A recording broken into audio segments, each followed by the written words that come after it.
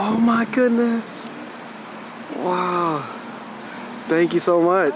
Hello everyone, I am Isaiah Lamont. Thank you for joining me on this ecological narrative of Lake Ella.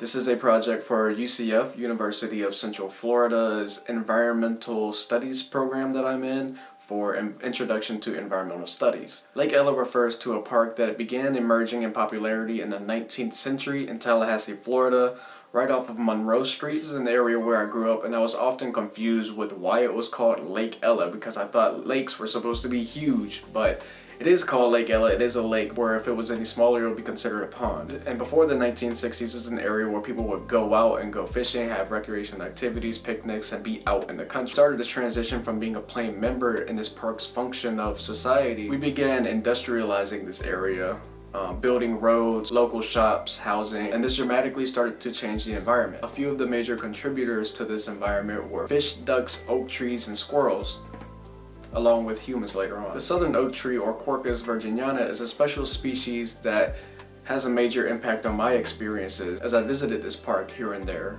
growing up. There's this one specific tree that everyone likes to play on as kids once they go to Lake Ella.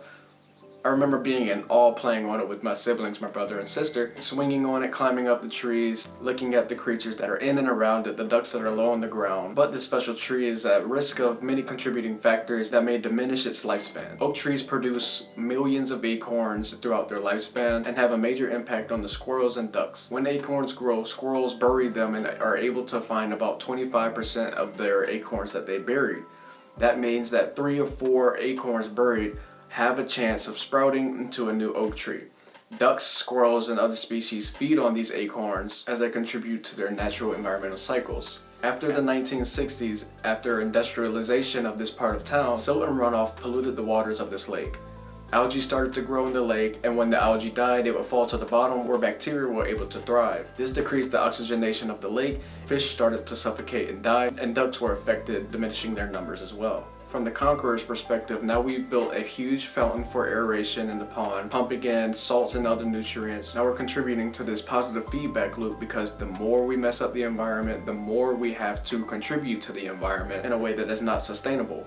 There are now over 10 different organizations contributing to this lake just to keep it stable. There's a really nice gazebo that was built after the 1960s for weddings. Lake Ella is now a great place to walk around. There are sometimes food truck Thursdays where there are food trucks and people gather around for music and food. And it's a great place for social activities. But is this a sustainable cycle, and will we be able to do this forever? Thank you.